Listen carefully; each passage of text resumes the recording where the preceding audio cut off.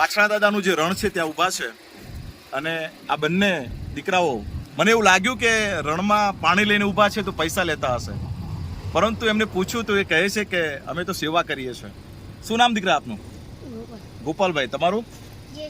જેસંગ. તો આ તમે પાણી પાઓ તો રજાના દિવસે પાઓ કે આ રોજ અહીંયા આવો? અને ભણવાનું? નિશાળ છે અહીં રણમાં હવે મેકશે. અને તો તમને તમારા પપ્પાએ કીધું કે આવું સેવા કરો એવું? મજા આવે? આખી દુનિયા પૈસા કમાવા પડી છે, તમને એવું લાગતું નથી કે આપણે પૈસા લઈએ 10 રૂપિયા 20 રૂપિયા એવું? અને તમે જ્યારે પાણી આપો છો ત્યારે તમને કોઈ પૈસા આપે? આમ આપે? સામે ચાલીને આપે કોઈ?